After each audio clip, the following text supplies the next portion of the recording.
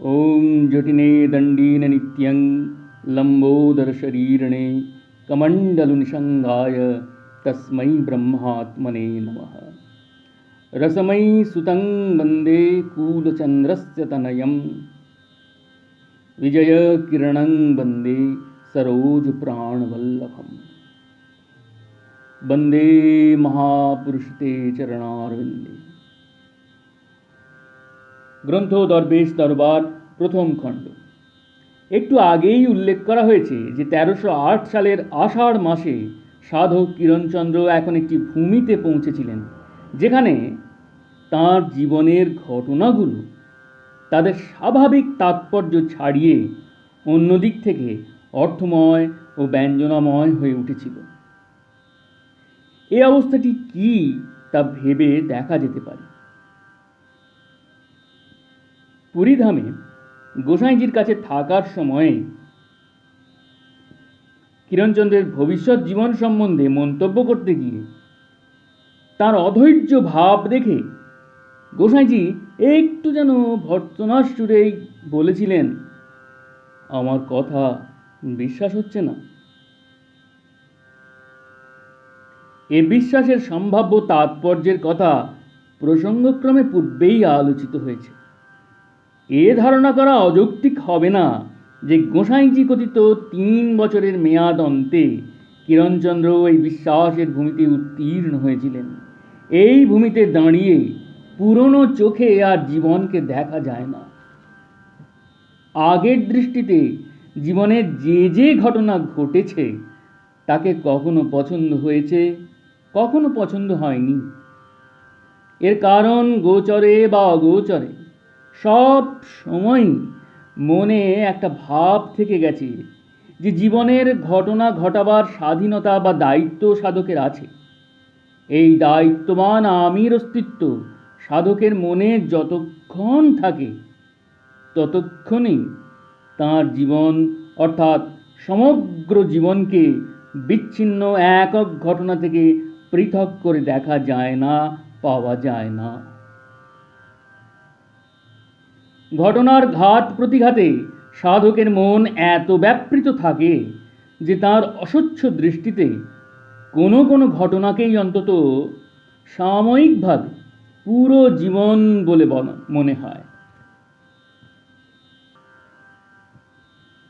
সাধক জীবনে এ ঘোর কেটে যায় বিজ্ঞানময় কোষ ভেদ হলে। এ অবস্থায় কি ঘটে তা দরবেশ দর্শনের 3/26 নম্বর পত্রাংশে দরবেশজি বলেছেন। যেমন বিজ্ঞানময় কোষ ভেদ হইলে ঈশ্বর আছেন, পরমাত্মা আছেন, এই বিশ্বাসের দৃঢ়তা জন্মে।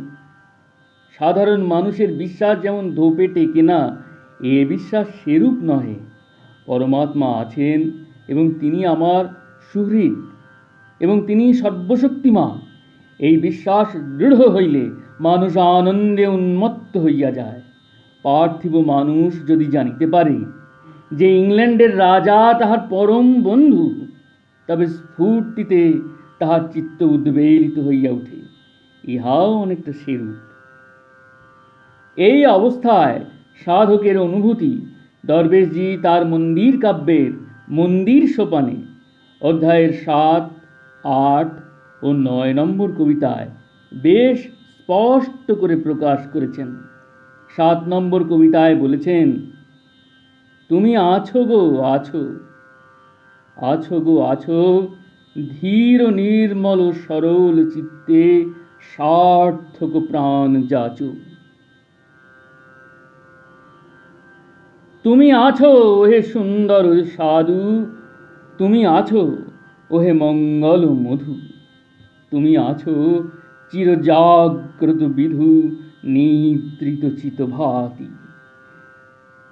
জেনেছি হে তব পুণ্য পুলকে, হতে হবে মোরে ধন্য এ লোকে, সুখে দুঃখে শোকে আঁধারে আলোকে জ্বলিবে বিমল বাতি।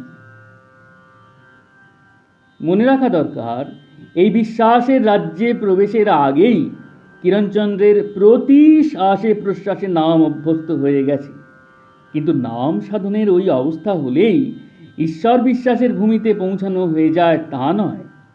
এ প্রসঙ্গে মনোরমা দেবীর জীবনচিত্র বইয়ে গোসাইজির শিষ্য মনোরঞ্জন গুহ ঠাকুরতা যে তথ্য পরিবেশন করেছেন তা বিশেষভাবে প্রণিধানযোগ্য।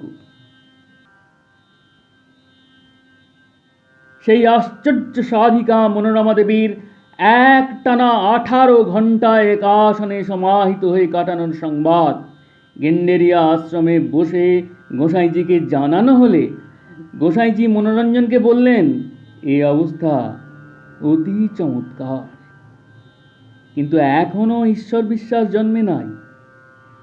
এই মন্তব্য শুনে মনোরঞ্জন ভীত বিস্মিত হলেন।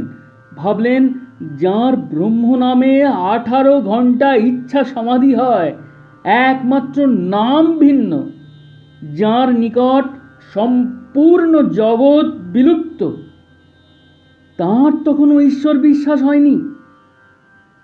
এ কথার অর্থ কি? মনোরঞ্জনের মনোভাব বুঝতে পেরেই যেন গোসাইজি বলতে লাগলেন, এখন যে অবস্থা, ইহা নামানন্দের অবস্থা। নামানন্দ চুষিয়া চুষিয়া সাধক নিষ্পাপ হয়, তখন সত্য জ্ঞানমনন্তং ব্রহ্ম আপনি প্রাণে ফুটিয়া ওঠেন।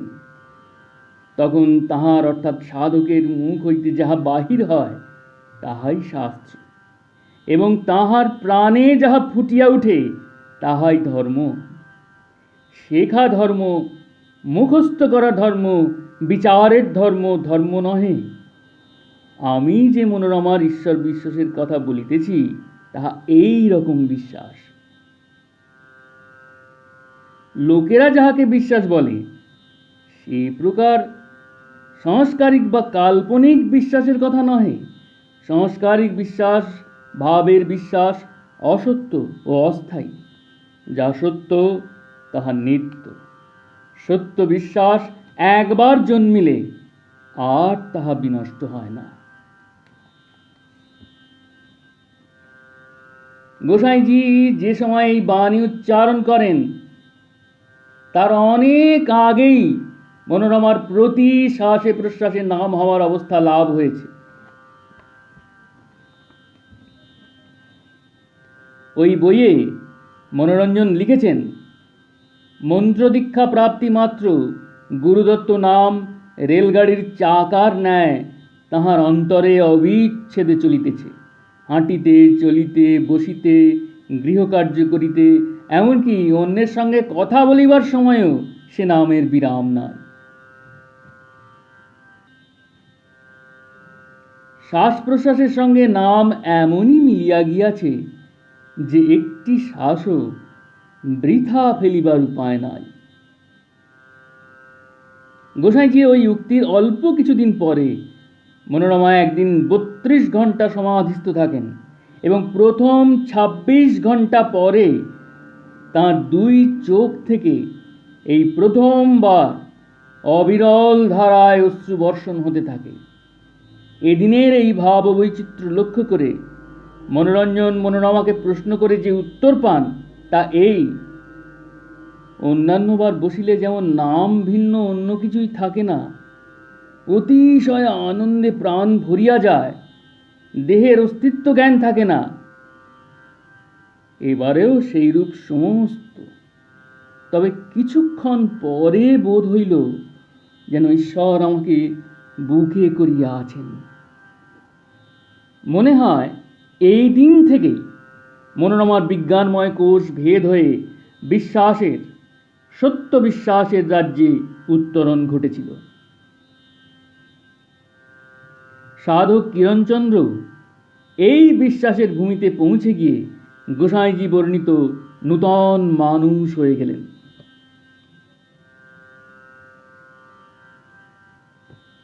তিনি বলতে পারলেন, আমি যখন যেদিকে চাই তব বিভূতি হেরিতে পাই, পাই পাই গো পাই।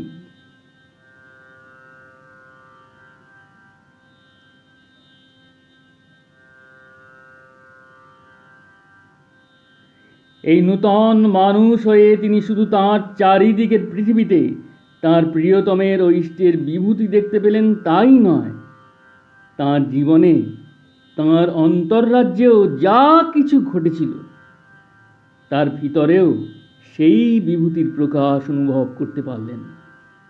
তাঁর জীবনের পুরো মানেটাই পাল্টে গেল তাঁর কাছে। জীবনে যেন কোনো কিছু আর এমনি ঘটছে না, তাঁর বিশ্বাসসিদ্ধ ঈশ্বরই যে সব কিছু ঘটাচ্ছেন এটা তিনি স্পষ্ট দেখতে পেলেন। তার নিজের জীবন কাহিনীতে তার নিজের ভূমিকা হয়ে দাঁড়ালো গৌণ দর্শকের। সাধন মার্গের এ এক অভিনব অপরূপ অবস্থা।